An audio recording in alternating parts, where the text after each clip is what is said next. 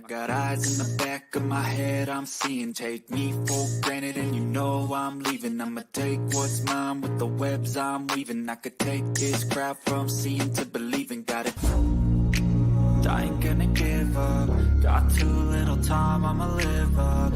Head down, push forward through the tough times. Cause anything worth doing is a tough time. Cause I'ma live life for the fight, yeah, I'm here to get it. I got drive, got sight, always have a vision. I go by at night, I be in my feelings. I'ma be fine, need time, and I'll soon be winning. I live life for the fight, yeah, I'm here to get it. I got drive, got sight, always have a vision. I go by at night, I be in my feelings. I'ma be fine, need time, and I'll soon be winning. I can feel the blood creeping up. Yeah, we are back, baby.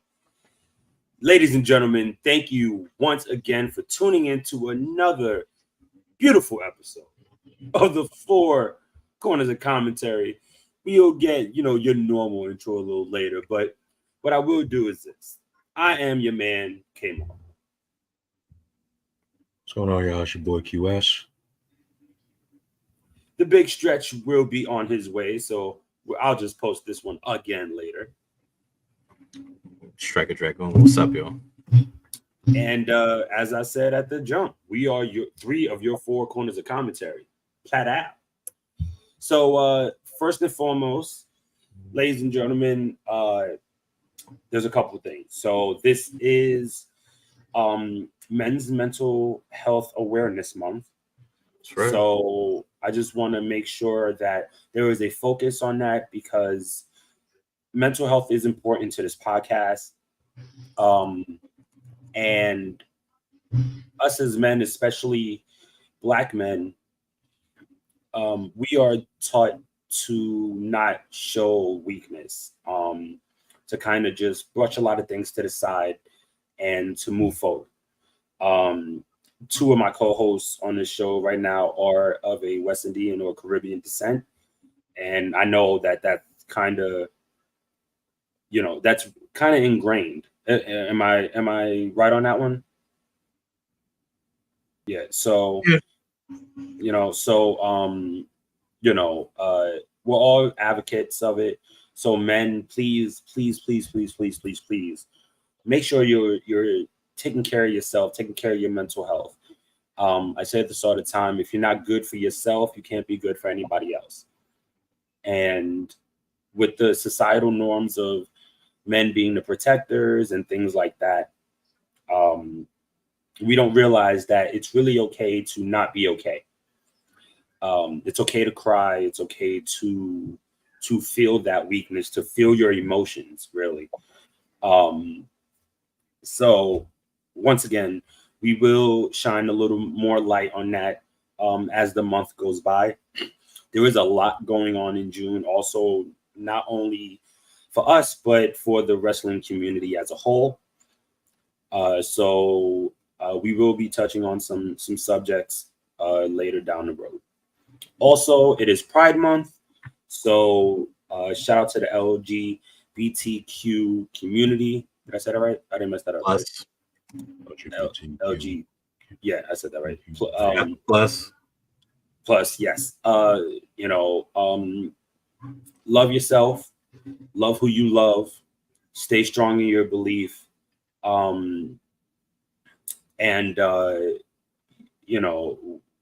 We stand by you. As long as there's a respect, you will always have allies. So shout out to everyone that we know personally and to the whole community as a whole. We know you guys have it hard too at times, and look, it's about keeping your head up and moving forward, right? So definitely want to hit on those. But before we get into one of the major topics that I just found out earlier today, gentlemen, what's going on? How you feeling?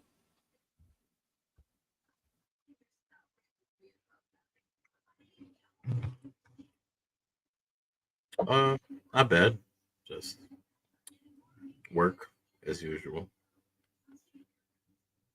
haven't really had a moment to really sit and process things for a while, but I'm here.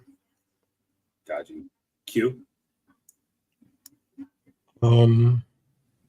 Pretty much it's same old work, therapy, work, focusing, trying to realign myself or realign what my purpose is supposed to be or what I deem it to be. Is nothing further more than that. I mean, trying still here doing the show, trying to push through it through something that just recently piqued my irritation. I'm just trying to stay as zen as possible. I hear you. That's about it. That's all I got. I hear that, bro. Yeah, man. Look, we're always stronger together, right? So, ladies and gentlemen, just to show, our lives aren't perfect. There's no such thing as perfect. So, as long as we keep pushing and moving on, we got this. So that breaking news that I found out was that Vince McMahon is banned from WWE headquarters in all facets. He's not allowed to use the gym. He's not allowed to even be on the premises. Yeah, I read something of that sort earlier, but I didn't know to what extent. Yeah, he's not allowed on there at all. So, but that's most likely per TKO, I assume. That's what I would think also. Listen, honestly, I'm not mad at them for this. I understand this used to be Vince's baby and all of that, but look, man, you fucked up. let's call a spade, right? You fucked up. And this is just one of a possible many repercussions from everything that has recently come out between last year and this year. So it's a little crazy. I just wanted to get a quick opinion. What did you guys think about, or what are you thinking about from hearing this news?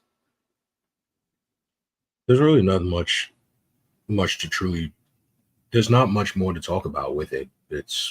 He's barred from the headquarters aspects as he should. He has no likeness or any type of connection to the WWE any longer. He sold all his shares. The company in itself are really trying to move past this, especially with the ongoing investigation and the sexual assault that he has against him.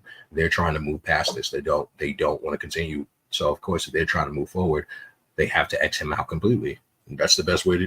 So there's nothing wrong with what they're doing. It's well deserved. Yeah, absolutely. Not much on my end to say about that. I mean, hey, you're going into a new era. You're going into a new business practices. You don't want anything of the old, especially the negative, especially in this type of society that we're in now, where everything's coming to light. Every past transgression, every issue, whether it's man or woman, any issue of of any nature that's not positive. Right. They're doing the right business practice. They know exactly what they're doing, and I do hope and pray that the business keeps itself clean. At least WWE. I hope that they keep themselves clean and keep themselves on this path for the rest of the company, or for the rest of Triple H's tenure. I would say we don't know who's going to take. We don't know who's going to step in afterwards. For sure. I hope as everybody is, across all facets, new production, new heads of company, new creative team. So I don't know if you've seen the picture. I follow Hurricane Helms on all social Yeah, media, yeah. where he The posted team the picture. producers. Yeah, where he Yeah, posted the producers and stuff like that. To me, that's a sign of unity. That's a sign of, hey, we're all together. Mhm. for sure.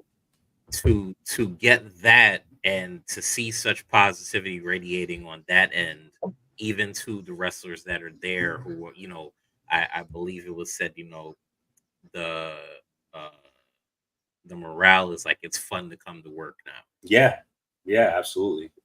So, business practice, that's the main thing. Like, you don't want to be the same old robotic process. Right. Input is necessary at certain points, and it's not like before where it's just one final say and that's that. We're working to incorporate ideas. We're working to, innovate certain things. For example, let's go with production. We're going to speak about Logan Paul's situation where he wanted a drone to do a 360 shot. He didn't get that, for the time that he did the elbow drop in Saudi, I believe it was, right? That's what he wanted. He wanted the drone shot in the Saudi match with Roman Reigns, but instead he had to use the phone. Either which way, they made magic work. So you're starting to see a lot of new things come about. NXT with just having I would say progressiveness and just being open to certain things, but Yeah, we get there. I'm more so We get there. leaning to like the sexy red appearances, Ugh. the just just being more active socially, being more active Yeah, for with sure. celebrities and stuff like that. I'm not saying it wasn't like that before, but now it's like it's cool. It's wrestling's cool again. People want to be a part of it now. Right. So I think just having that shows, the growth of the company. Yeah, But definitely. go ahead. I was just gonna say, you guys, kind of hit the nail on the head, right? Things are progressing, and we've been actually fairly quickly seeing them progress. This hasn't been like I guess it has almost been a full year, with Trips at the helm, or a year and a half, something like that. It would But be no, it wouldn't be a year and a half. I think it would be since SummerSlam last year, if I remember correctly. so yeah, since he fully took over, it was SummerSlam. Right. So almost a year. Yeah. So this is really special. This is a real special time for wrestling as a whole, honestly. When the top company in the world is doing great, and like you said, are open to using different tactics, to having different options, it really kind of brings the rest of the wrestling world, it opens their eyes, right? Saying, well, if they're able to do this now, what's stopping us from doing A, B, C, or D, right? Right. So this is great. But Vince being banned from headquarters is insane. That's for damn sure. I mean, hey, if he has no involvement, why is he there?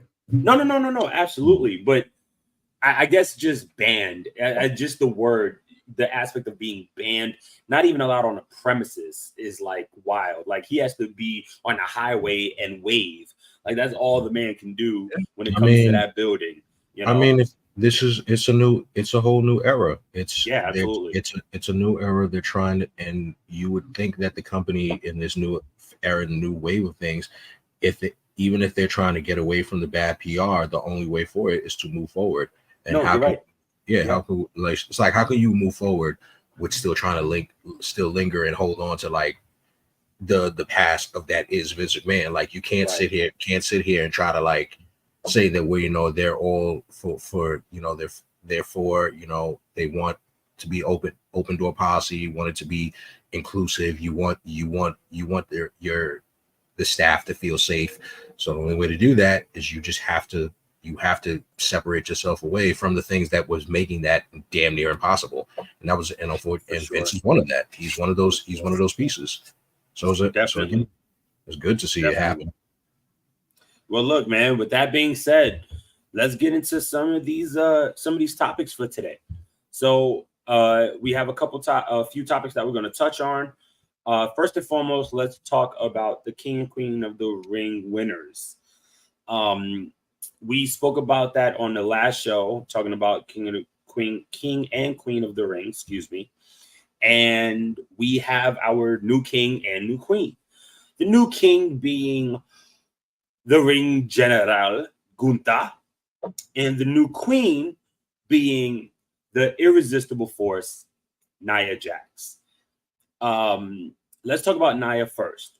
So Nia had a hell of a match with Lyra Valkyria, one of the newest members of Monday Night Raw. And I know we were talking while the show was going on, and we you guys talk about how it would be good for Lyra to win, because that would definitely like solidify her spot as a top draw for Monday Night Raw, somebody that they have faith in. But I was given the counter argument that Nia came back and she and QS was back and forth, and not in a negative sense, but just talking about that she is in the forefront. She has been in these title matches, she has been on television every day, but there was something about her becoming Queen of the Ring that just felt important. And the way the match ended with the banzai drop with Lyra, on the second rope, or trying to hit the power bomb while Nia was on the ropes, and she just dropped, and you knew that was it right there and then. And she's really playing up the queen. She was trying to do the sunset flip. Yeah. Right. The sunset flip power bomb. And look, man, Nia is doing it the right way, right? So last time we had a Queen of the Ring, Zelina Vega was the first Queen of the Ring ever, and she really dove into that queen aspect, right, with the scepter and the cape. This time Nia is just kind of like, I'm your queen, I'm gonna be fly as hell, bow down and treat me with respect, right? So how do you guys feel about Nia being the second Queen of the Ring? I mean, I don't have a problem with it. I think it's pretty dope. Shout out to Nia for it. It only made sense if it wasn't going to be Bianca, if it wasn't going to be Tiffany Stratton to be or even Jade being the Queen of the Ring. The only other aspect that made the most sense was Nia. Nia made the most. She's had probably the best turnaround for the women, I guess, for the women in that women's division of the company. She's had the biggest turnaround. Like everyone that thought that, oh, this is going to be the worst thing, Nia coming back, she's just going to be Botchamania 2.0, and she actually hasn't. She's improved vastly, and it's shown in the views. Like she's one of the highest segments anytime you want to watch it on TV. Like Nia's put in the work. And I think it's what's dope about the King and the Queen of the Ring is that it's a guaranteed title shot for them at SummerSlam. Yes. Yeah. That's where it's like, no matter what, whoever is going to be the champion at the time, whether it's Liv or whether it's Bailey, is going to get that shot. And the same thing is for Gunther. Gunther's going to get that shot of whether it's going to be Drew or whether it's going to be Damian Priest, or hell, if it's going to be Cody and whoever Cody decides to face, whether it's AJ, he still gets a shot. It's just a matter of who they choose to get to go against. Yeah, it's kind of cool because they definitely made it similar to the G1 Classic, right? Right. And I think that makes it so much more important, because now not only are you King and Queen of the Ring, but once again you have a guaranteed title shot at SummerSlam, and that's so amazing in so many different ways, right? You can definitely solidify, new top talent or new main event talent. Sorry, that's what I meant to say. This way, and Nia's been in the main event picture, and for her to be on the second grandest stage you know, for the WWE, which is SummerSlam, facing against one of the best wrestlers that they've had in Bayley. You know, granted, we don't know what's going to happen in between, but I'm pretty sure Bayley will be champion by SummerSlam.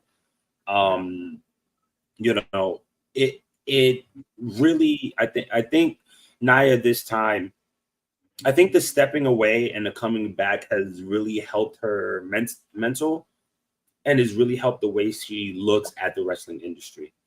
Well, I'm let's not just even really say excited that. for her, man. I wouldn't even say that. You know, she rehabbed. She had that time away, yes, but she had to rehab. I'm pretty sure that's you know, life-changing aspect of having that double ACL injury that she had, For and she sure. had to get surgery. For sure. Then to lose all the weight, which if you don't know, she gained a lot of weight initially because of a car accident, which made her gain all that weight.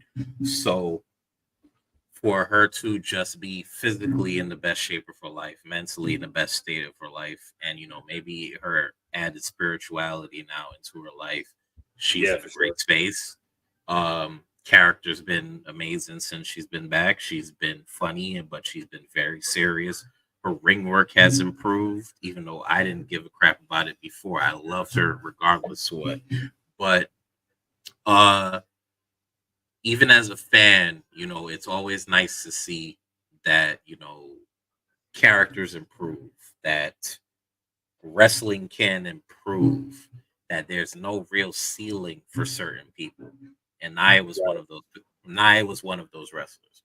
Definitely. I was going to say though, to add on to the adding like prestige to the King of the Ring and Queen of the Ring stuff that they've lacked sorely for the past decade and change.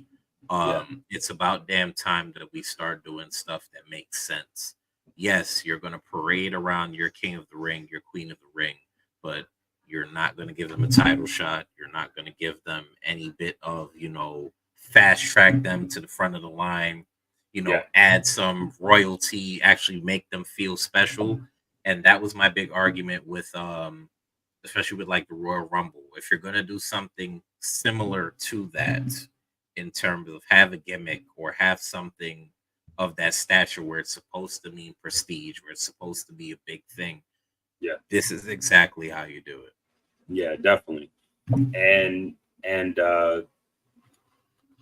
look, man, let's not forget, this is Triple H's work right now, right? Like he won King of the Ring, excuse me, and it back then it gave you that shot to the Intercontinental Championship, right? So for this to now be the step up to the top title of the brand, it makes it just so much more important. And it makes you look forward to it, whether it's every year or every 2 years or whatever the case may be, right? So I'm really looking forward to seeing what's next.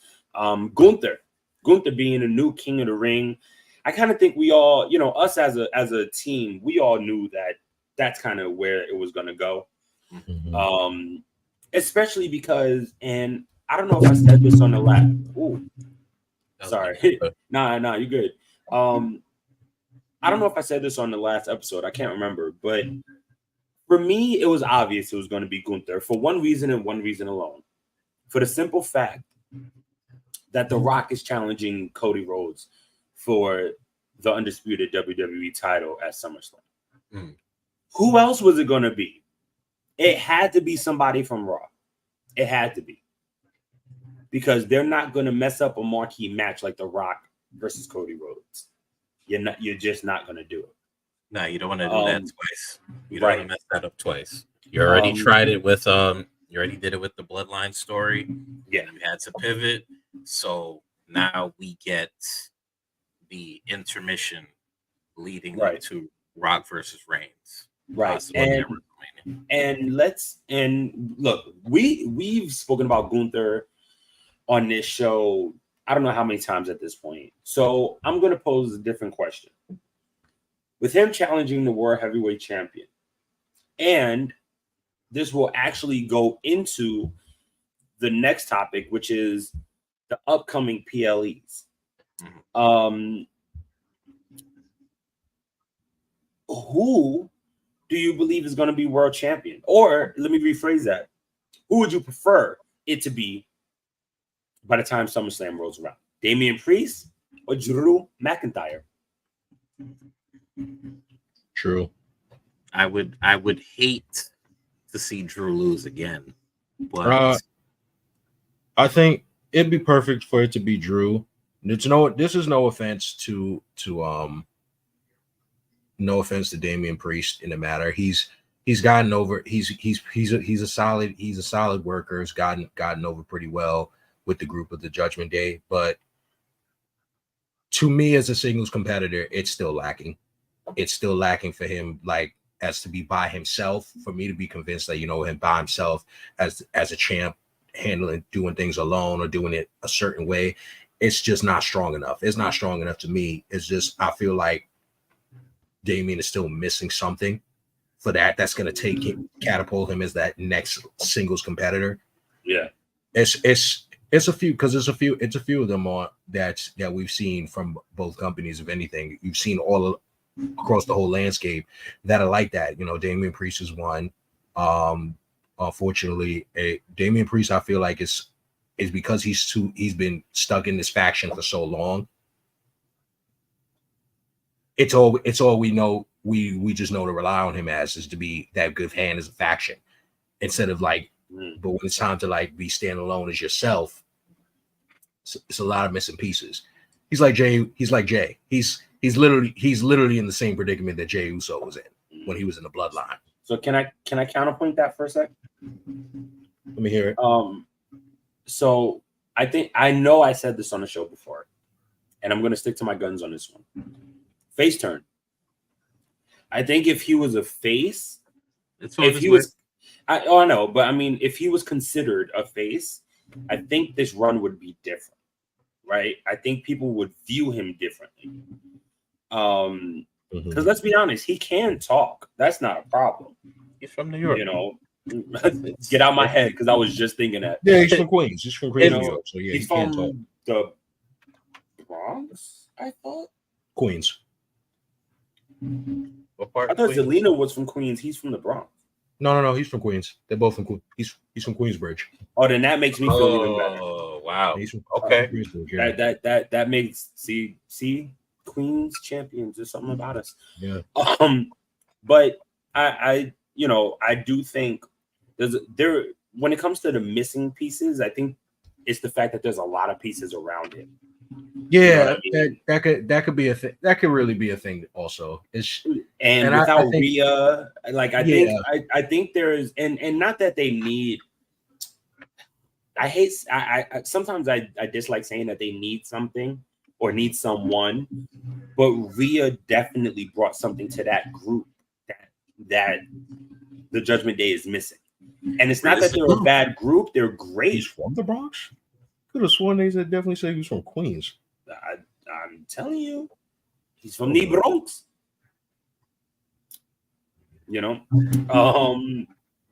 Shout out, thank you for that.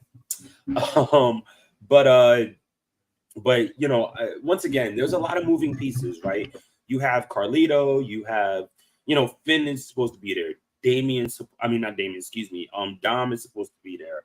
You added JD, and JD did bring a little something different, but it seems as if, he, like Damian said, look, I can do this by myself, A, B, C, D, and E, right? But then they keep coming out or they keep interrupting matches or whatever the case to try to cover. And I think that right there, that's where those seeds are where, are they going to break up? Are they going to stay together? Like, when is Rhea coming back? Or is Rhea going to end up being the glue that keeps the Judgment Day together? Because honestly, a lot of people say that the Judgment Day can't go face. The reason why I believe they could is because this wouldn't be the first dark, quote unquote, dark or evil faction that were good guys. We have the Undertaker and the Ministry at one point. Like, the Ministry were bad, were evil. Brothers of Destruction. But you did have something like the Brothers of Destruction. You had Bray and the Wyatt family who played around with the good aspect for a little bit. You know what I mean? So there's a lot going on. But it sucks because it's like I want Damian to keep the title. You know what I mean? He's worked his ass off, especially if you've been following his career, even back in when he was in ROH, he held that TV title with pride and he did his thing. You know what I mean? And, I'm so happy for him. Like, he really does deserve it. But as much as I want Damian to keep that title, I'd rather see Gunther beat Drew. And it's because of the way that Drew is a heel. My thing, though, is do you really think, like, I guess at this point it would be heel versus heel no matter what? If you, look on paper, right? Right. It would be heel versus heel no matter what. Because Gunther is not a quote unquote good guy. Right? Drew is obviously a heel. And Damian is kind of teetering on that precipice of either or. So I don't know, man. Like, I'd rather see, like, I don't think they're gonna give this to Gunther and not give him the title. That's kind of how I feel about it.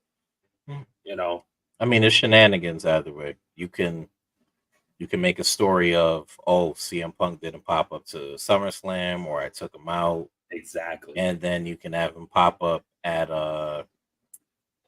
no, Gunther's facing the opponent at SummerSlam, right? Yes. Okay, so Money in the Drew Bank will win it. Drew will win it Clash. Yeah. Money in the Bank is after that, so there'll And probably be a rematch. No, I doubt it. Really? Drew will win at Clash. Yeah, I doubt it. I think Drew wins at Clash just because you're going to give him that, especially for what happened with him and Roman last year. Mm-hmm. So you want to give him that. If they do a rematch at Money in the Bank, I'm not going to care for it, but I feel it may solidify Damian as a face. Yes. So either he's in the championship match and maybe it's the early thing, and then maybe he pops into the Money in the Bank match, wins again. I don't freaking know. But I do see shenanigans at SummerSlam where Gunther, goes over. Could be CM Punk, could be anybody. So, I mean, Basher Berlin, obviously, Gunther's going to be defending his championship. I think maybe we do Damian and Gunther for the title at Basher Berlin. And you finally have Drew versus CM Punk. Weak. So yeah, honestly, I wouldn't do Damian. I would do Ilya. This is the reason why Ilya didn't get enough build yet. This is the reason why I said that either way, Damian, that belt has to come off Damian, because no matter what, no matter how much y'all try to fantasy book this shit, it's not gonna look strong. It doesn't look strong. It's not. It doesn't match either way. It's just the truth. Damian's not. Bottom line, Damian's just not that. He's not that guy as a singles competitor. He's not. At least that not guy. right now. It's not right now. It's not going to put y'all are not going to sit here and tell me that that Damian versus Gunther was going to put everyone's asses in seats and was going to make us watch this and say that, oh, this is a potential show steal, this is a potential 5-star. Y'all not going to, y'all are not even convinced enough to believe that right now. I don't know, man. To be honest, you got 2 months, and to be honest with plenty you, time. In my opinion, I think Damian needs that opponent. He needs that one opponent that's going to bring out that Damian is a more vicious side of him. Damian is more, to me, is like an attractions competitor. Like, you can put him with another special attraction and you could count on him that he's gonna hold his own. It's gonna be fine. Mm-hmm. Like the instances they've done with him numerous times before with Bad Bunny. This would show like he can hang with like someone of that star power. So it's like, oh, okay, this could work. We we could trust him with these type of special attractions. But again, Right. like you want to be able to convince me now that he can also be held to that regard as the guy as he has the belt. If he's the guy on Monday Night Raw with the World Heavyweight Championship, he's the guy. He's the one that we're supposed to be, that everybody should be going after. When most cases, when you see in all these stories from different aspects, the World Heavyweight Champion is literally just in the blinds. He's behind the window pane. He's literally in the blinds, and we care more about the group Judgment Day than we care about Damian Priest. Mhm. He's supposed to be the actual leader of the faction now. Since Rhea is gone, he's supposed to be the one that's like the guy to look to. We're not looking to him. They don't nobody. This is why I'm saying, like, he hasn't convinced anybody enough that he's the man. He's really just holding it. It's a matter of who he's holding the belt for. Right. And it sucks because it's like, it puts a frown on the run when Dominic and Liv's story, it has more eyes on it than Damian and the world title. Right. And once again, I'm proud of Damian. I appreciate him as a champion. I'm happy that he's able to call himself a world champion, especially in a company like the WWE. But that's we once again, we gotta wait and see, obviously, but it's going to be interesting to say the least to see what moves in next. Talking about PLEs, so there is a few coming up. So we know NXT Battleground is coming up, to which it's going to be really good. That's this Sunday, and then it's Clash at the Castle, Money in the Bank, and then after Money in the Bank, I believe it's SummerSlam. Mm-hmm. So we will save our talks about Money in the Bank in a future episode because there's definitely a lot to talk about for that. There's a lot of setup involved in that. And when is it? Next month? Yes, 4 weeks. 4 weeks from Saturday. Gotcha. So we'll definitely be back for that. But before we go, something I did want to touch on. Double or Nothing. So we saw the return of MJF in his Triple H jacket. We saw Adam Cole take that bump, so we know he's getting a lot healthier, even though I know it was his leg. But the fact that he was even able to take that bump, it's exciting to see him back. I'm a big Adam Cole fan. But Swerve, we had Swerve versus Christian with, of course, some shenanigans. How did y'all feel about Double or Nothing as a whole? Mercedes Moné won the TBS title. Tony Khan's awkward as hell. We already know that one. Mm-hmm. But how'd y'all feel about the pay-per-view? It was all right. I mean, start to finish, Double or Nothing was watchable. It was enjoyable from start to finish. I mean, I didn't have a problem with it. I think it's like, MJF returning is just like, okay. I think it was kind of only thing I'll say for MJF is that, brother man, you probably need to go back to your tattoo artist and get that shit over. I don't care. I don't care about how much money you make and how successful you are as a superstar.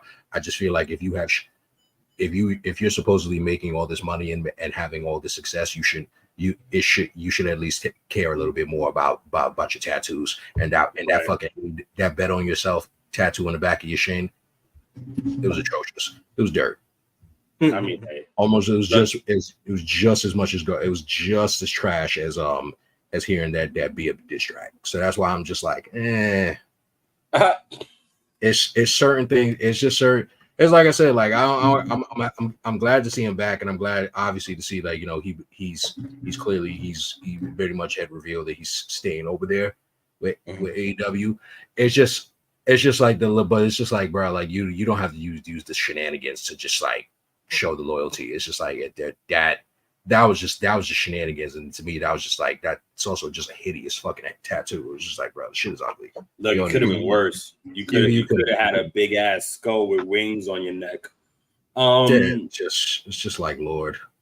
But all in all, you know, AEW has its ups and downs. What doesn't, right? What doesn't? But and then and shout out to I'm so mad I don't remember the name of the pay-per-view, so excuse me, but shout out to MLW. They put on a hell of a show recently. Before we get into our next topic, I just want to shout out Battle Club Pro. Jobber Slam is August. Hold on. I have it. I swear I do. I swear it's in my calendar. August 24th. There you go. So there's a lot of people that's going to be there. Right now, Shelton Benjamin versus Yaya for the franchise championship. And there is a couple more things announced, but I'm going to have to double back and look and see what they posted to make sure I'm not ruining anything. So shout out to Battle Club, which is essentially our local home promotion. You know, we always got y'all back. So personal stuff. What's some of the new stuff that we're into? So I wanted to touch on this subject because there has been some time since we've spoken just about some of the things that we're either watching or playing or listening to. For me, it's a lot. So I figured we would share. So number one for me, there's a bunch of new anime that's out. So Demon Slayer started their new season. So that's been pretty cool for now. It's the training arc. So it's been real chill, which I'm enjoying.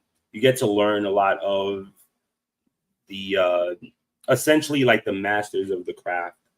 You're starting to learn a little bit more about them personally.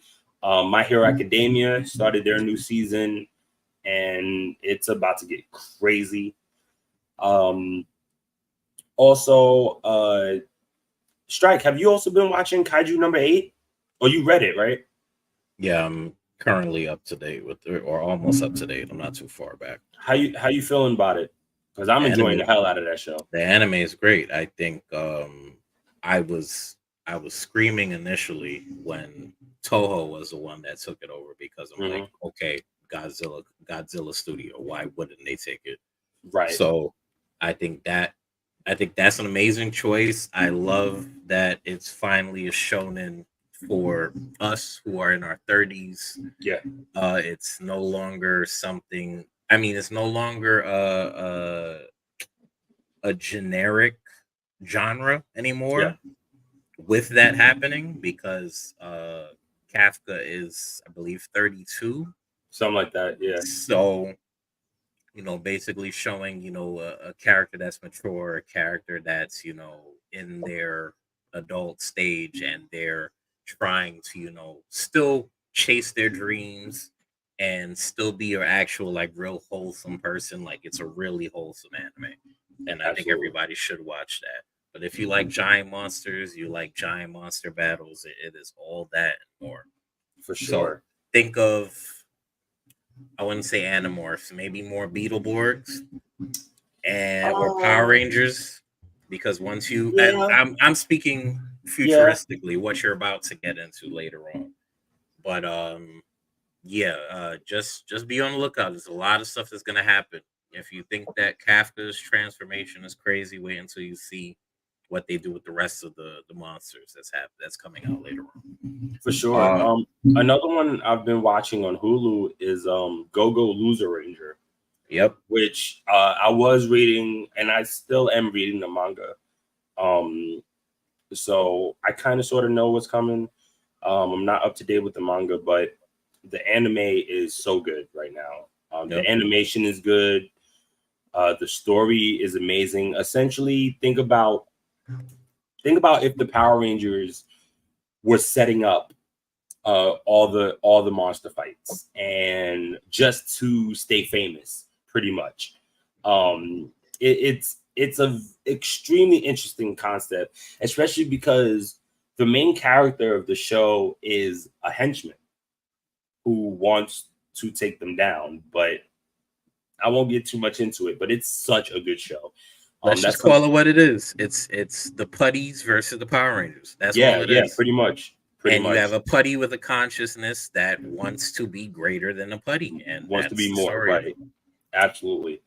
So that's really good. Any shows or any new I know there's definitely some new music that I've been rocking out to, but any shows, music, or games you guys have started playing or listening to or watching?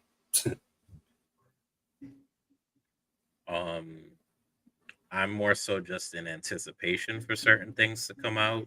So I am watching another anime called Windbreaker. I actually haven't downloaded to read. I just haven't started it yet.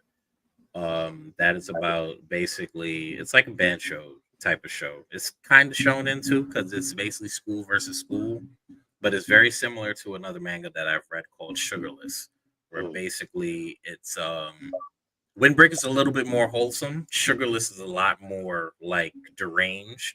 Okay. But basically, it's the fight for each school to outdo each other. It's basically schools of delinquents versus schools of delinquents.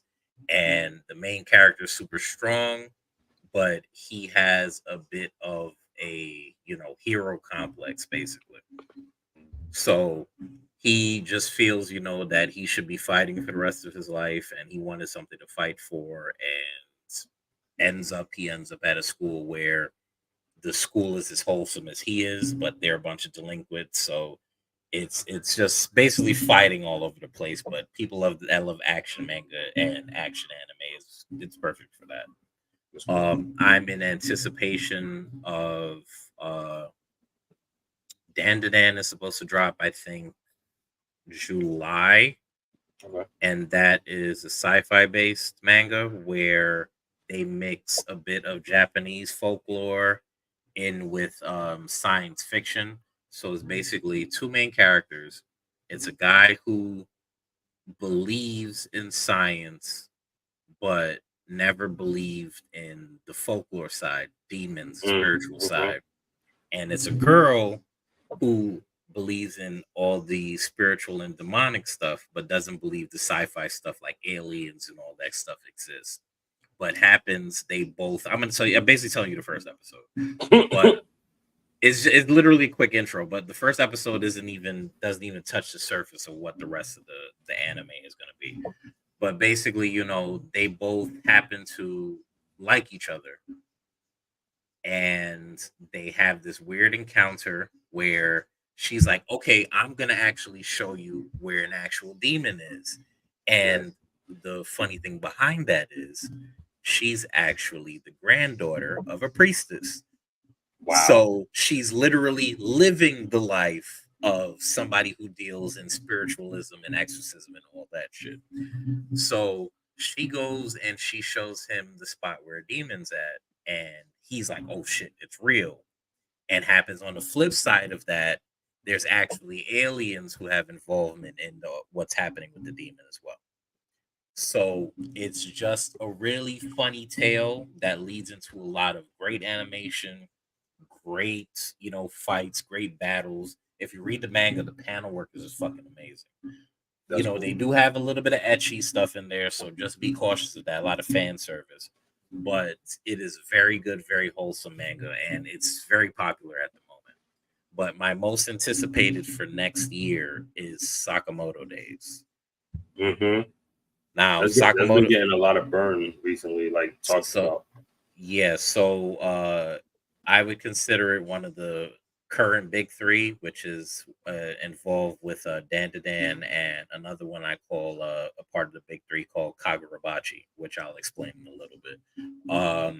Sakamoto Days basically follows the life of an ex-hitman. He decided to quit his hitman job because he fell in love. So John Wick, basically. The difference is, he meets a kid that actually is assigned to kill him, is apparently a bounty on his head, and happens the kid is actually so infatuated, not infatuated, but he's just so amazed by the lineage of the hitman that he has to go and find him. So from there, that unravels a whole thing of, Sakamoto's past, the organization he worked for, uh, the disappearance of one of his, comrades, a big villain, which apparently just wants to destroy everything. But when I say it's literally like you can't get too deep with the characters because there's a lot of killing in it. So when I say it's a true to form Hitman manga, it's not like Reborn where they tried not to kill people. This one, literally, civilians are being killed by the most insane shit. The action in terms of the battles are probably on par with Gintama for me, and Gintama has amazing battles. Yeah, they do. But I do compare it to Gintama because the comedy is up there, but the action is up there as well. It's perfectly balanced. That's dope. So the crazy shit is with the anime being announced and Netflix picked it up. So Netflix is going to have it for next year, which I think that's amazing that they spotted that and they say, yeah, we have to have it. So with the anime happening next year, the big reveal was who the voice actor for Sakamoto is going to be. And lo and behold, it's Gintoki as his actual voice actor. That's cool. So I said, I just find it funny, you make the comparison to Gintama and you have the actual voice of Gintoki from Gintama as the main character again. Yeah. So I think it's wonderful. They showed the trailer. I think everybody should go watch that. And that's what I got to say about Sakamoto. As for Kagurabachi, and I think everybody should read this one as well. It is literally it's like an old school Quentin Tarantino type of manga, and the creator himself said it as well. He wanted something in the vein of John Wick, so he literally mentioned that he wants something like John Wick. So it is an old school type of samurai manga. Obviously, you have influence of, I want to say, a bit of Demon Slayer, but mainly just hearing that it's John Wick, it's that good. So you're following basically a revenge story of a kid swordsman who wants to get revenge for the death of his father, which was probably the world's greatest swordsmith. And his father had created 7 legendary blades. Happens, the world only knew about 6. But he was assassinated by a sorcerer group. So you have basically swordsmen versus magicians or sorcerers. That's cool. So you had the sorcerers who came and killed him. So the son is basically trying to be on this revenge story of, I don't give a crap what I have to do, who I have to go through, but I'm intent on killing these guys, and that's my mission. I don't care if I die throughout my mission, but as long as I get to kill who I need to kill, it's literally like that. So you can think of John Wick, you can think of Kill Bill, you can think of any revenge story of that nature. But the action is really good, and I would say it's on par with Sakamoto days, if not just a little bit under, just because of what Sakamoto has done already. But the main character is about his business. He has a wholesome part to him, but he's about his business. For sure. So when it comes to that, that's what it is. But I guess eventually they'll animate it, but they said that the sales for the manga has been actually really fucking good. That's cool. It's been selling out in Japan. Real quick, shout out to AJ Francis too for becoming the brand new digital media champion. Just happened on TNA, so shout out to him. I know he's going to be in Brooklyn soon, so I can't wait for that. Q, any new music, any new shows, anything you've been playing? I mean, honestly, I've been just keeping up with the usuals. I still keep up with One Piece, still keep up with Chainsaw Man. I still keep up with Boruto and Record of Ragnarok. Baki versus what a King. great season. Baki versus King and Ashura does drop. It dropped today. It dropped today. Officially, it does drop. I would also advise people, if you would like to, you should watch Acolyte on Disney Plus. Star Wars. Yes, it is the Star Wars version of them finally tapping into giving a little brief backstory on the Sith. It obviously, like any Star Wars show in general, it's going to start off slow, but I'm going to give it a shot, give it a chance, as even though, it may start off slow, I feel like it's going to pick up. Again, It's been a long time. We've been asking for a show regarding the Sith, and now that we have one, you got it. You got to show support so that way we can keep getting more seasons of this. Pretty much, that's really all I have been doing. I've really been keeping up with I haven't been really tapped in to like go and watch new animes or like read on new animes like before. I'm not really as tapped into it as like I was. I'm pretty much taking a hiatus off of that. So whatever shows that I do keep up with, this is just what I've been with, what's been on my radar for the longest, and I've just happened to just still be watching and still reading to this day. Like, that's all I'm doing. Got you. Quick side note for any gamers who are watching now or on demand. Tomorrow, June 7th. Excuse me, I'm saying July. I'm ready for July for some reason. Sure, I know I'm ready for July. Probably Deadpool. I can't. Did you see those buckets? Yeah. I can't wait. It's amazing.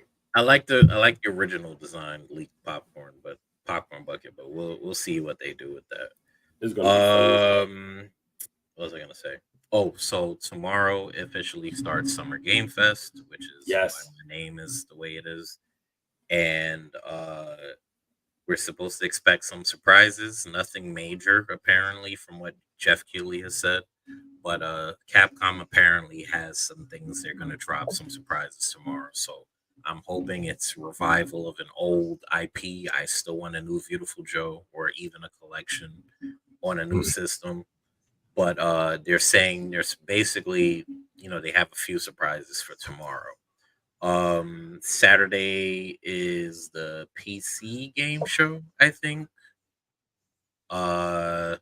Sunday's the Xbox conference, which I'm kind of excited to watch because I'm ready for the new Gears of War game and the possibility of the Gears collection coming to PS5. So can't wait for that. That would be fucking awesome.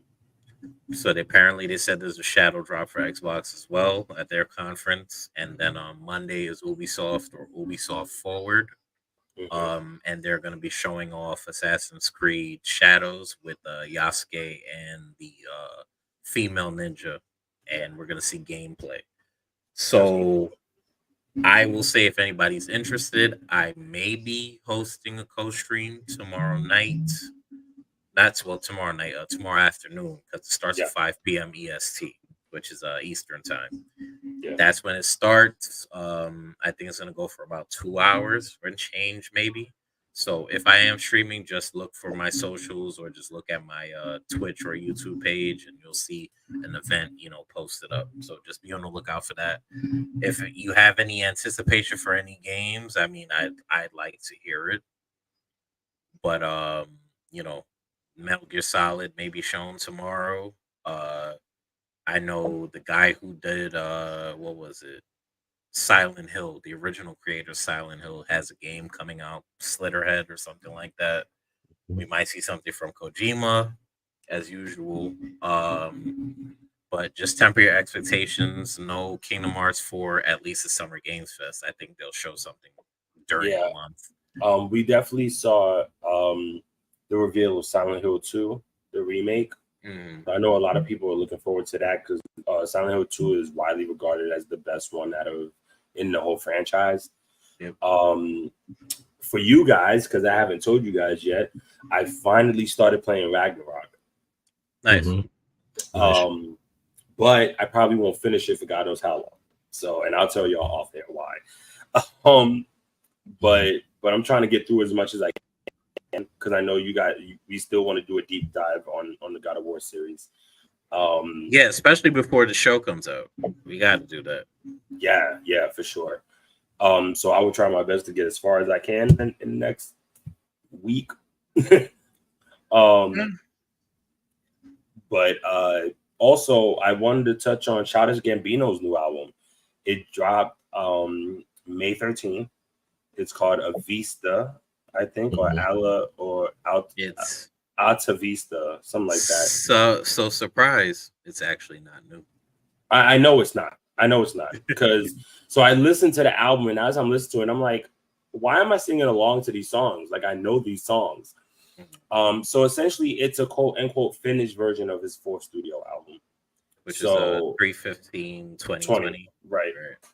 And he also did post that album back up for people to download same day, so it's available. He took it down again. Oh damn. Okay. He took it down 5 days after Alta Vista was you know, I'm a was debut, but it's the same song. So I kind of, well, once again, it's a refined version of the album. So I understand why he took it down. But I enjoy it a lot. Littlefoot Bigfoot is such a banger, and and he dropped the video, and just like This Is America, there are so many different aspects to it, cultural aspects to it, that you really have to look into. So I would highly suggest checking out that music video for Littlefoot Bigfoot. Did you see the diss track he dropped? You didn't see it, right? Probably not. Send it to me. He's so fucking petty. So I believe it. he basically, somebody was talking shit about him and said, "Oh, you know why I hate Childish Gambino." Literally within moments, I would say maybe within the hour, he dropped an IG post with the clip of the person saying they hate him, and he made a whole diss track video. That's hilarious. Just him sitting in the car talking shit about the person. That's hysterical. And I think it's the funniest thing ever. Look, so man, I'm gonna see if I find it again, and I'm gonna share it. Yeah, for sure. That's one interesting cat, to say the least. Eminem dropped a new track called called Houdini. Look, I know a lot of people are talking crap about it, but here's the thing. It is literally a spoof of Slim Shady. Like, you're not supposed to take this serious. Right. You know what I mean? So, I mean, isn't the album titled "The Death of Slim Shady"? I believe something like that. Yeah. So, I mean, if that's how he's going out, soon. If that's how he's going out, then he's doing it right. But it's not. But it's not him. It's not Eminem. It's the death of. It's the character of Slim Shady. No, but that's what I'm saying. I'm saying in the sense that if that's how he's going out, it's basically, hey, I've been gone for so long, I'm gonna make a track about shit that was old, or I'm trying to catch up. But the fact of the matter is that the track is Slim Shady.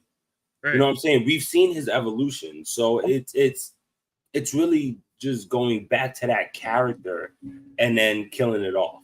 You know what I mean? It's like, right? You know, and a lot of people are talking a lot of shit. There's also some more beef going on with Cardi B and some chick that nobody knows. Like I said, some chick that nobody knows.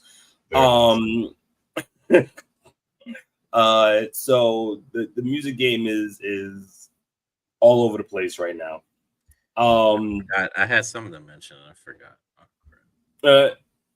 Hey, what's up, Earl? It's been a while. Hope everything is well, man. What's going on? Hope everything's going well. Yeah, man, it's just a lot. Oh, I also downloaded FC24. Yeah, it was free. And shout out to the little one. So her team, no matter if they win or lose this coming weekend, will be in first place in their division. So shout out to them, because right now they're 7-0-1. So those girls busted their ass, and I know that there is a championship thing coming with this league, because there were different divisions. So fingers crossed.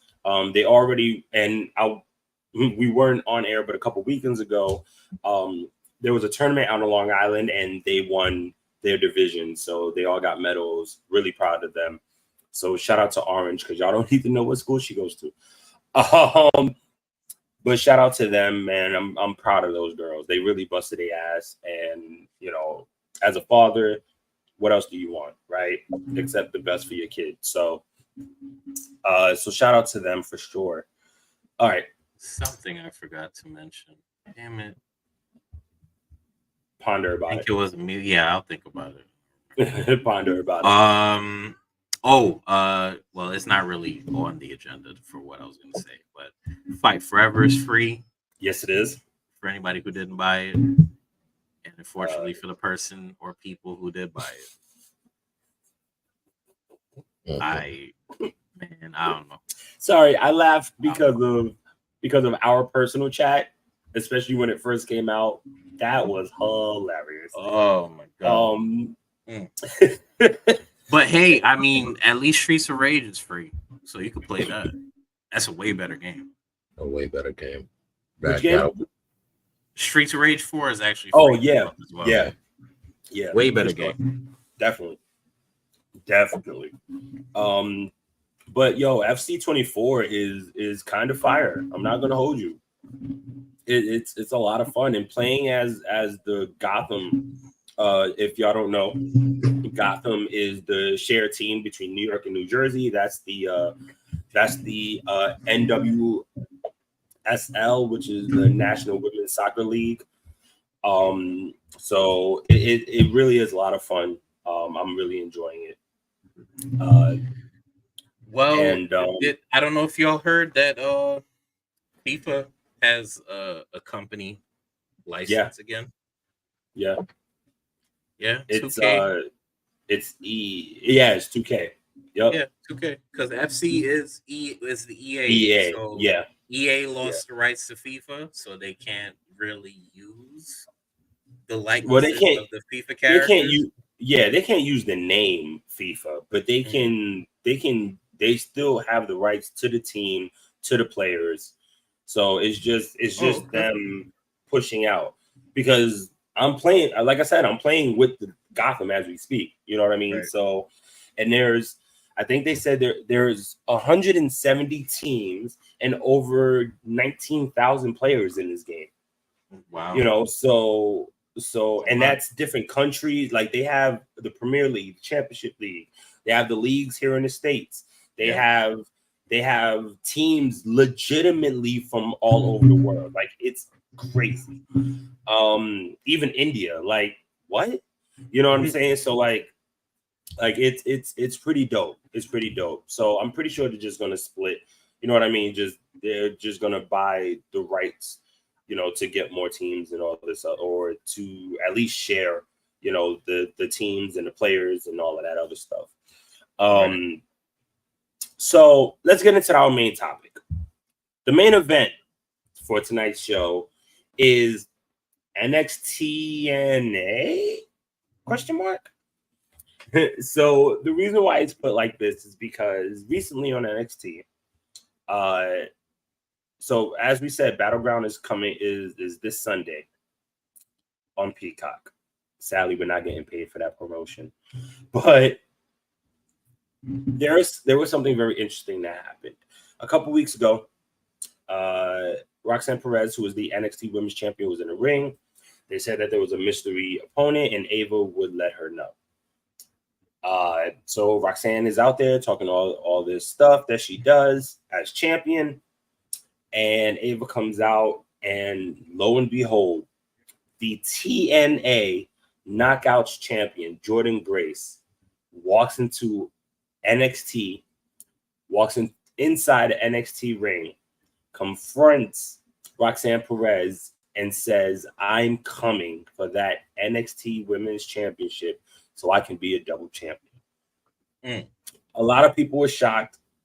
This past NXT, she had a match, did her thing, as we knew she would.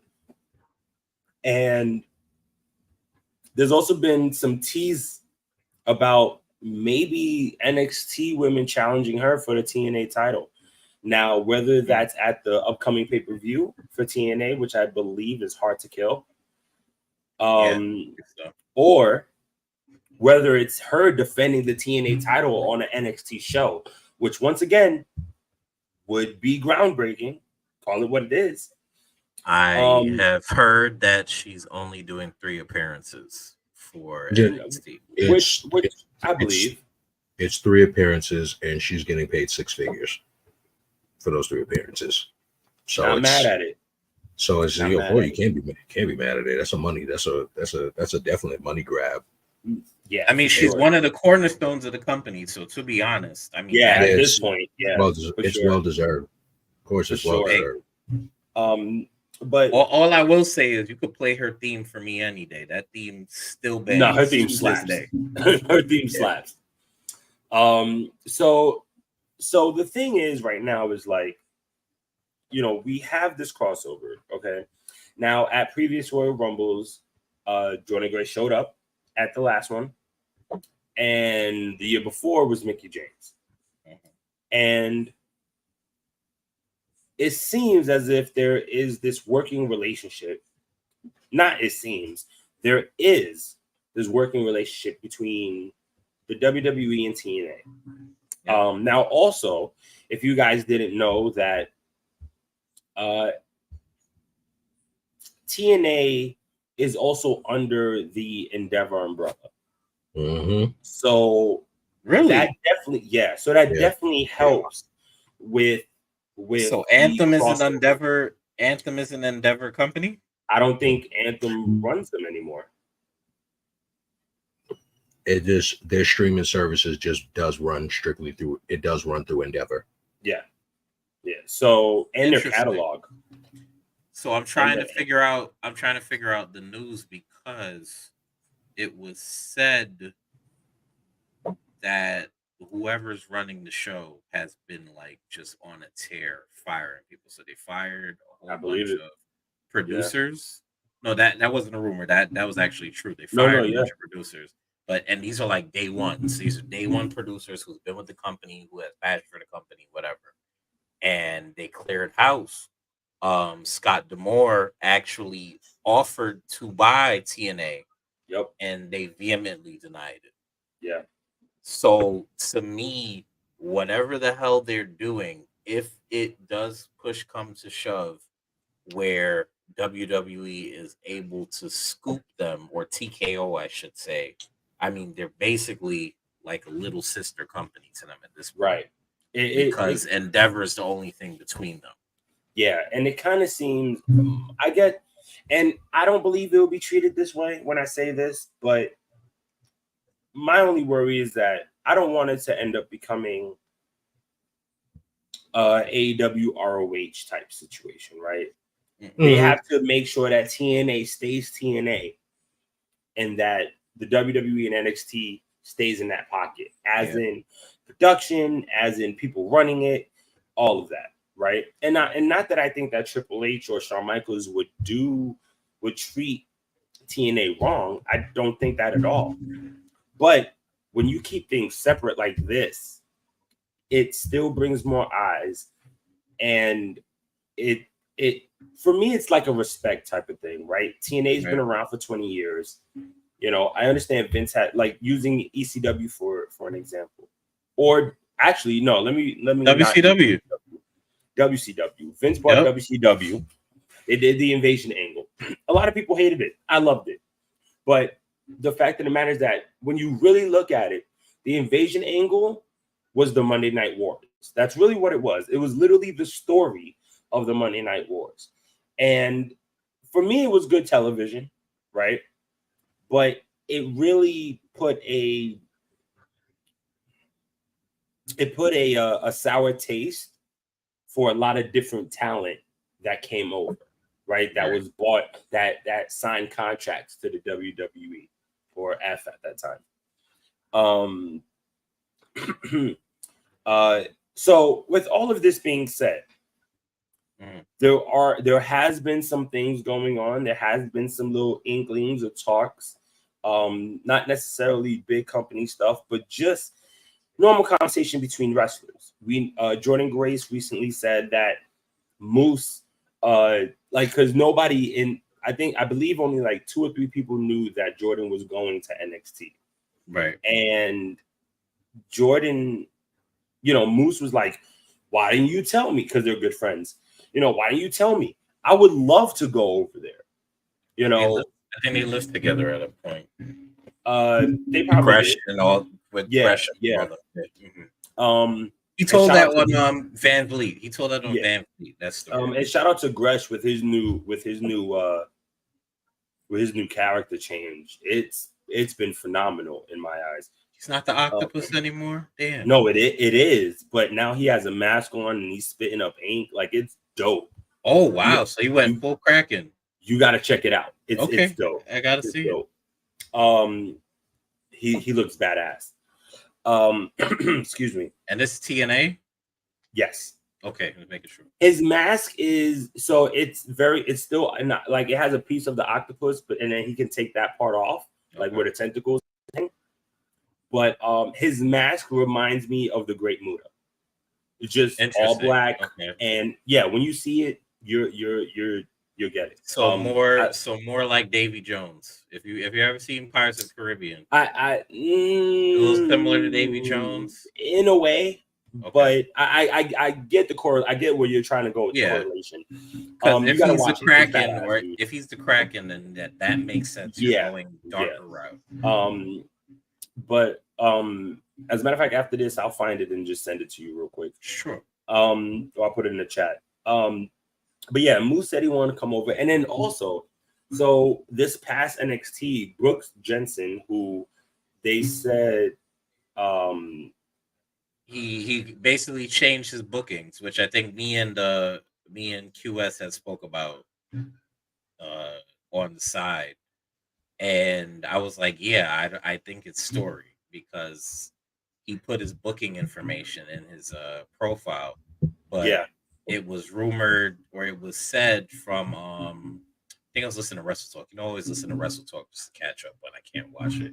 They said that he was at like a live event and he was heckling whoever was in the ring, and eventually they had to escort him out. Like, they had security escort him out.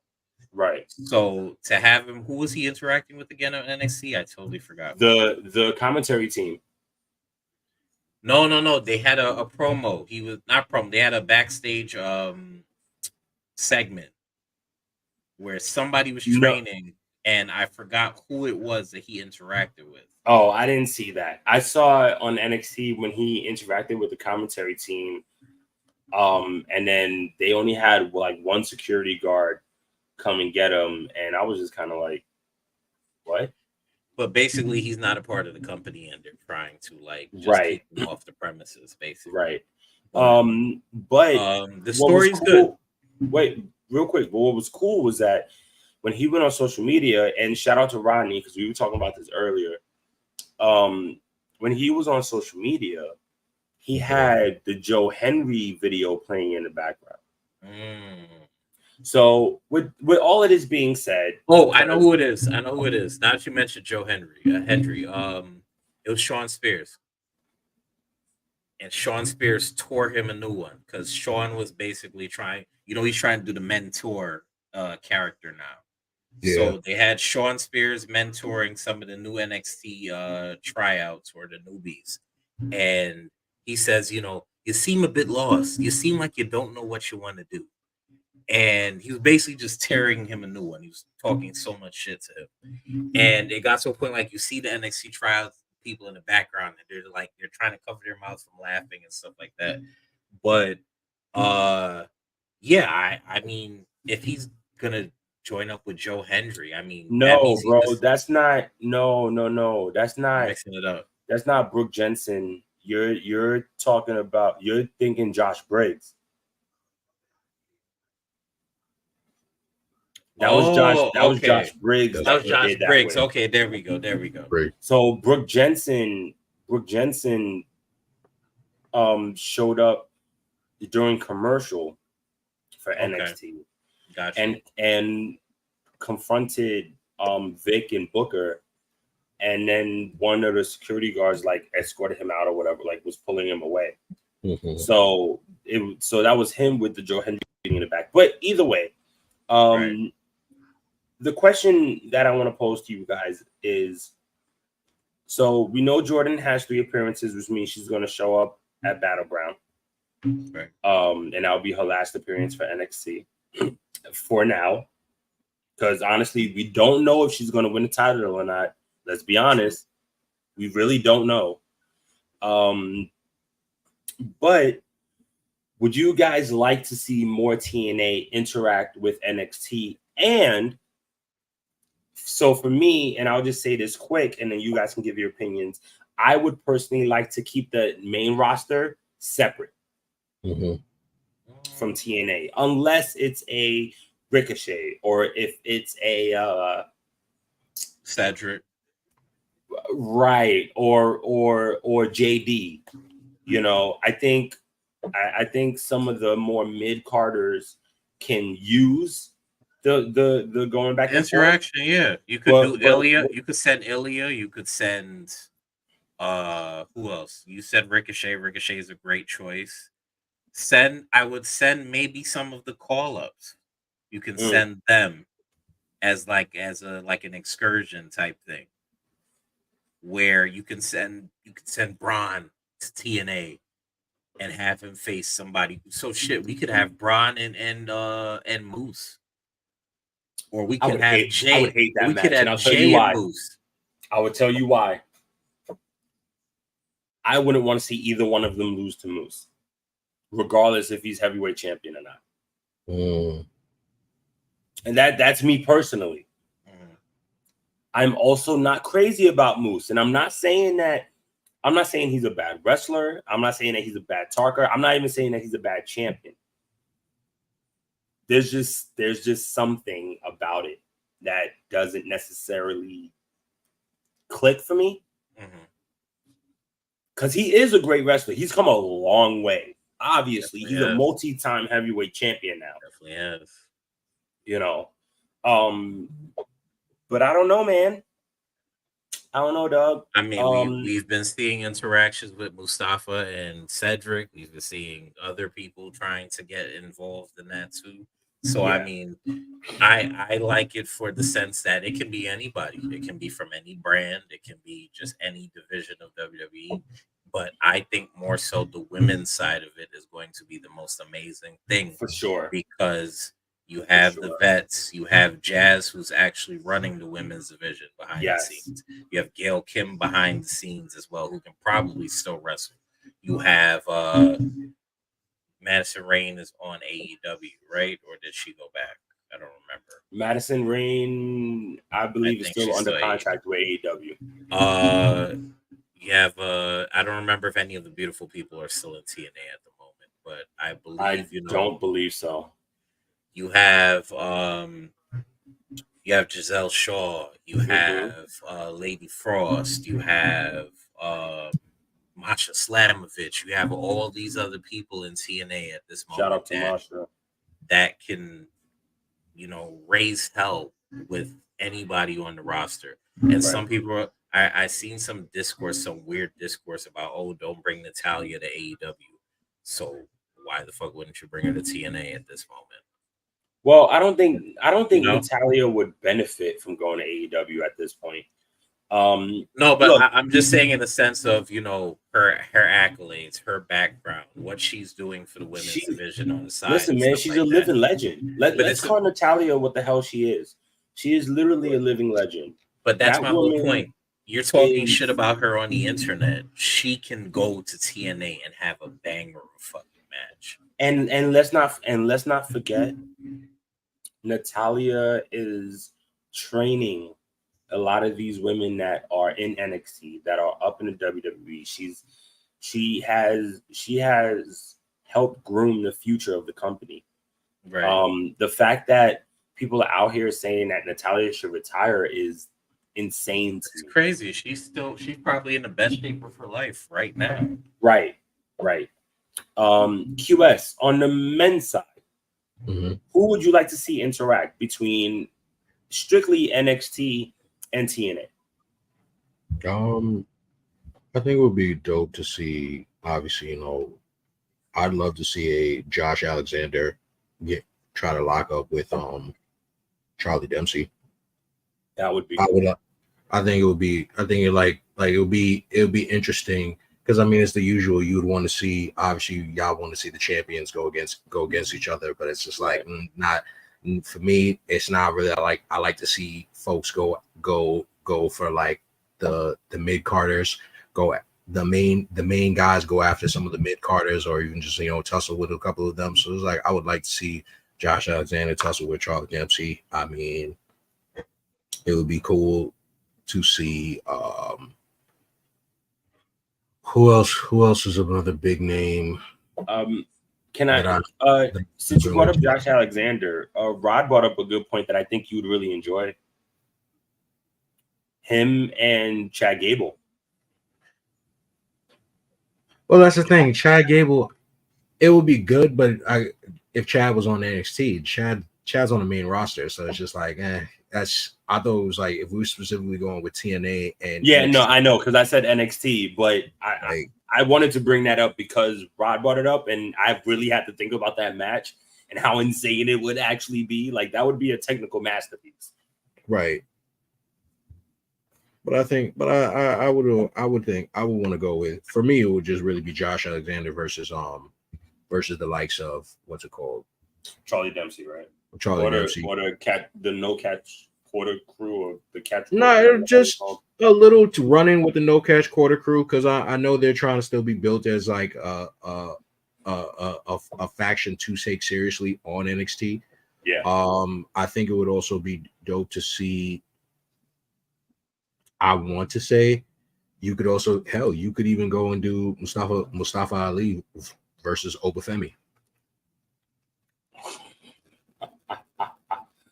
And the crazy thing is that match would be so amazing, but unless Mustafa cheats, I don't see him going over right now. Wait, and I think he would do the job. Mustafa Ali versus Obafemi.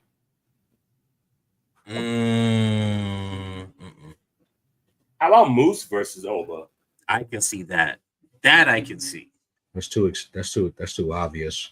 That's like Moose versus Trick. That's like Moose versus Trick Williams. It's just too obvious. It's too obvious. We could just do a champion versus champion match. It doesn't have to be for too obvious. Too obvious. If Trick doesn't win, I'd be so mad. It's too obvious. So I mean, you know what's funny? We technically have a TNA guy versus Trick anyway at the moment. So it's kind of like in technicality. Yeah. So, I mean, dude, why don't we get Josh versus Oba? That would be insane. Josh versus Oba would be cool. That would be crazy. That would be cool. That would be cool to watch. Why not? And truthfully, look at it this way: you already have the NXT champion in the match, and then you have the opponent as the opponent and his former tag partner in the two top title matches. I think that would be crazy. That would be crazy. And even if there was like a reunion just for that one, moment in time, like I think there's a lot of freshness that can come from this partnership. A lot of things that we never thought could happen. Mm-hmm. So something I was thinking about that I think you guys would like is if they booked the Ultimate X match and involved maybe one or two people from NXT. I think that would be really freaking cool. That'd be dope. I still say put some high level talent. Put honestly, Ilya in there, bro. I would put Javon Evans in that match. Yeah, let him keep building, bro. Put Ilya in there. Put them. You know what? Screw that. Let's get Axiom. We could get Wes. We could get Axiom. We could get Nathan Frazier. We could get any of those guys up in there and put them in the X division. Yeah, we could get any of those guys. Bro, I put Stacks in the X division. That would be dope.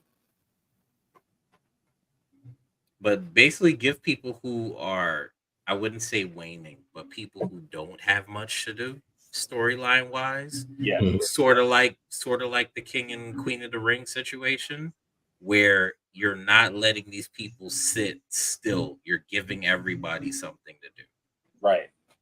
Right. So it doesn't have to just be champions, but hey, if I'm coming on your show and I don't have a belt and I am not doing anything on my time, hey, let me come over to this show. Right, which is why I think, at the next TNA pay-per-view, Should we do or NXT Invasion? yeah, or even when you look back, right, at this past NXT, you had two of the girls or three of the girls introduce themselves to Jordan and stare at that title. You had Tatum Paxley talking about, I like that title too. So her saying that makes me think that it's a possibility that she could be a mystery opponent, because that's what's going to happen at the next pay-per-view. Jordan Grace doesn't know who she's going to wrestle. Interesting. So, things. So maybe it's a revenge thing, bro. Maybe it's a revenge match. Maybe it's Roxanne. That's what I'm saying. It could be. Imagine. Think of it this way, right? Imagine something happening where Jordan Grace beats Roxanne in NXT, right, but then Roxanne comes over to TNA to take her title back and beats Jordan for hers. I mean, that would be a double title. I think that'll be a fun little tidbit for it's just like, oh wow, both champs basically came on each other's show and just took the other's championship from the other. So it's just so it's just like that keeps the working relationship between TNA and NXT going for I guess a little bit more. But then at the same time, it's like, well, what's the point? Are we gonna? Well, yeah. What's the point? Here's a tidbit. If you're doing the invasion angle, why not have some of the NXT girls come over there and screw her over for the title? Yeah, that's the point. Well, here's my thing. And let her run through NXT just to get to Roxanne to get her belt. Right. Well, my thing is simply this. If Jordan is to win, I would fully expect Roxanne to come over and go, I don't want your TNA title. I want my title back. And then you have another unprecedented moment where the NXT women's title is defended on a TNA program. Right. You know what I mean? This now it becomes about making history. But then it's like to counteract that, making history in terms of what? Is it history? Is this the history for NXT or is this the history for TNA? Because I think for both. I feel like for the side of TNA, it would feel like it would low key feel like it was a slight, because it's like, yes, it is. We're putting two well-known professional athletes against each other for the NXT title on our TNA pay-per-view, but we're not defending the TNA knockout championship. Right. Like, okay, so to counteract your point. Right. Sorry, go ahead. I'll say it after. No, it's just like, so it's like to the knockouts, that's like, okay, like, yeah, we're having this is a pretty dope match in itself, story, but this is an NXT superstar in our domain. We're the knockouts. This is our home. Like, this is our shit. Like, why is she not showing the respect to go for this title? That's the only thing I'm getting at with that. You know what? Right? What it feels like? Once again, go ahead. It feels like in that case, I agree with Q, where it's going to feel like the AEW partnership, and you don't want that. So here's my counteraction, right? My counterpoint. So I think here's the thing, right? If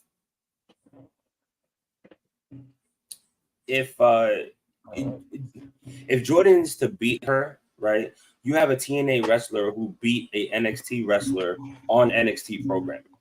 Mm-hmm.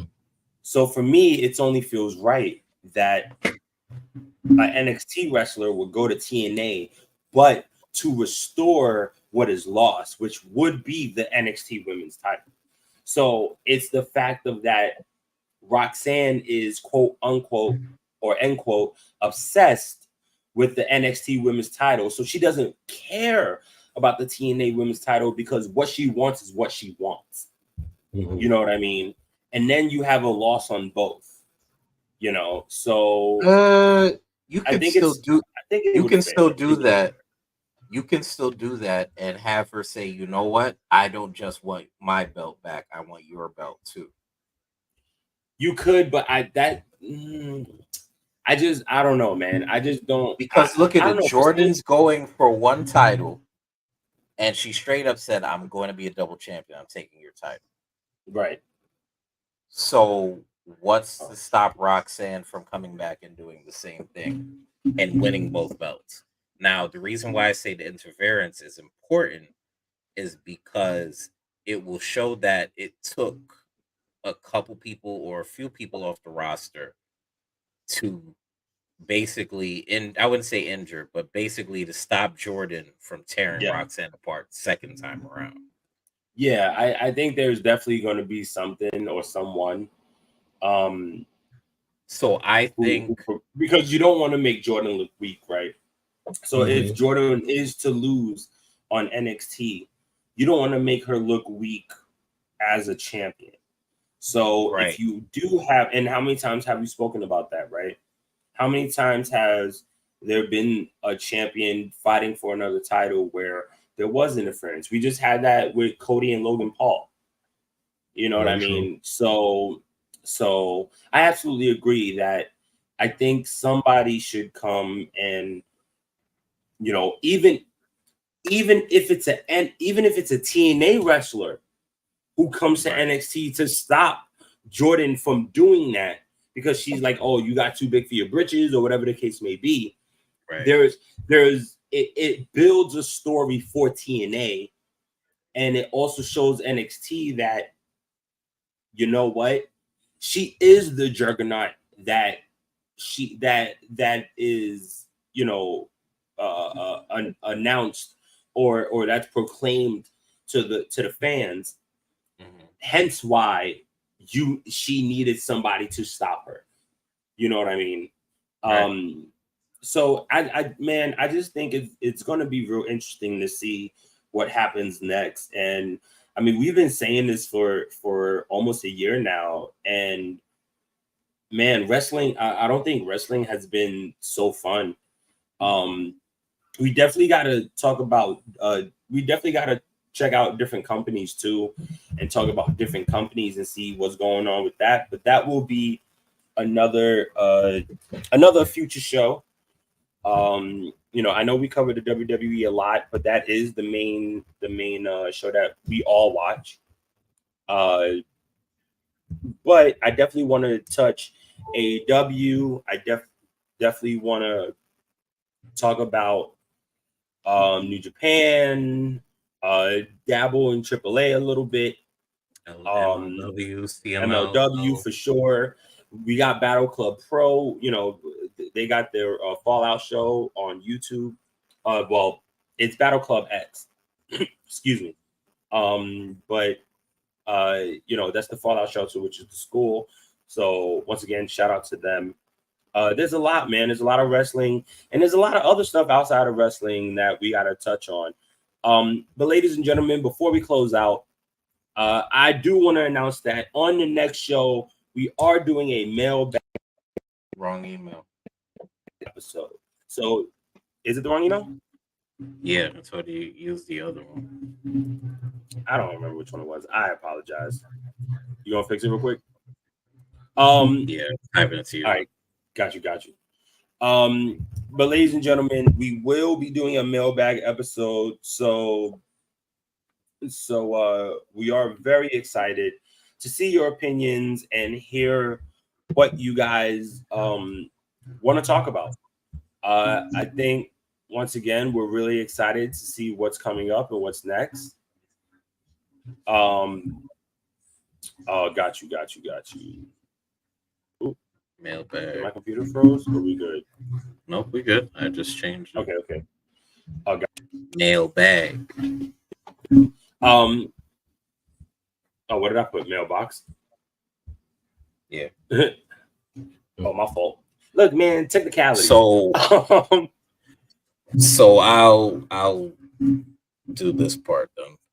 We are having our Four Corners of Commentary mailbag where you can send in questions, you can send in suggestions, you can send in commentary of your own, and we'll read it on the show. Similar to how we do comments in the comment section, but this will be just a segment of just focus on the audience. For sure. Just something new, something more interactive. I know, social media can be a cesspool at times. Sometimes, so many things drowns out commentary or replies or, an actual proper discourse. So we want to just do a mailbag for strictly our fans, people who are interested in the show as well, just to, interact with us. So next week, we will be sharing some comments, some questions, and hopefully you guys do see this if you're watching live or on demand. And we'll get to you next week. Hey, on ladies and another gentlemen. episode of Four Quarters of Commentary. Yep, ladies and gentlemen, we will be also posting that email, which is Four Corners, four corners of commentary at gmail.com.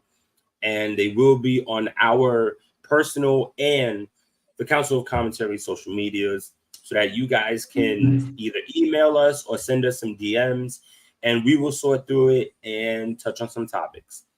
So we appreciate you guys always. We appreciate you guys showing us love. We appreciate you guys following us. We appreciate you guys being interactive. Gentlemen, let's do what we do. Once again, everybody, thank you all for tuning in. You can follow me on Instagram and on X/Twitter at Forever Thiefing. As you can see, around every Sunday or Monday nights, depending on how long the episode is, I usually do a watch along of any type of show regarding on the Ratchet networks. I'm doing right now a current watch along of Baddies Caribbean. So as you know, always, you could always tune in on Sunday. We'll sit there, watch along with it, have a lot to talk about, and push it on. As again, it's always appreciated for y'all tuning in, for us to come on here, rocking with us, and just listening in, or just having us listen in the background. It's always appreciated. Much love. That's all I got. Tinker Bell is a killer, man. For real. You guys can follow the Big Stretch. He was having some tech issues, so shout out to you, brother. As you know, it's all love. You can follow him on Instagram at Jador Sapio and on X is that Stretch? Well, you know who it is, Striker Dragoon. Instagram, Twitter, Twitch, all the same, and YouTube at Striker Dragoon 131. As I said, Summer Games Fest starts tomorrow, so I will be streaming. Hopefully, if everything goes well at home, I will be streaming tomorrow from 5 to 7. Don't know if I'm gonna do an after show, but just come rock with me. Come see, some new games, some new announcements.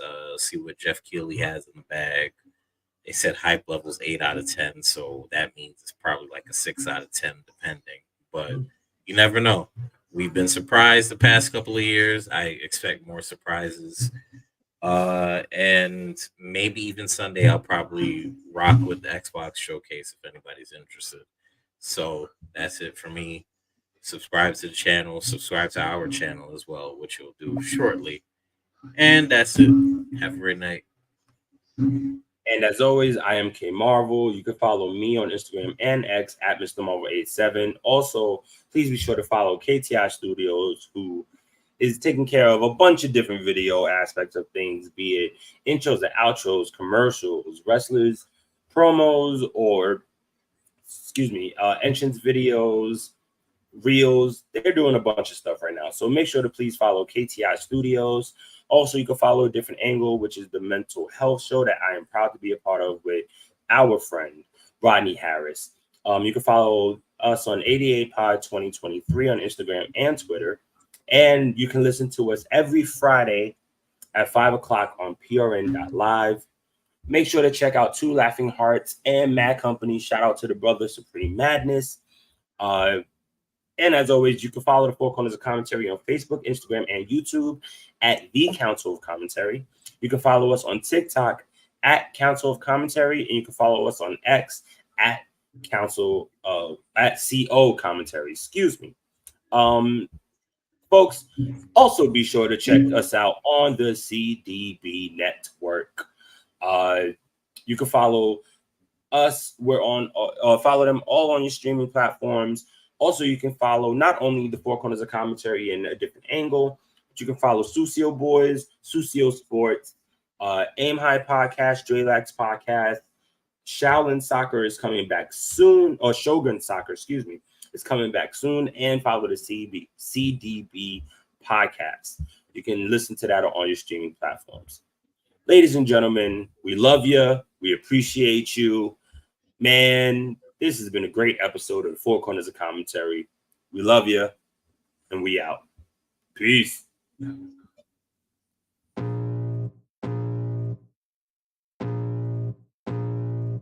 I got eyes in the back of my head, I'm seeing. Take me for granted and you know I'm leaving. I'ma take what's mine with the webs I'm weaving. I could take this crowd from seeing to believing. Got it, I ain't gonna give up.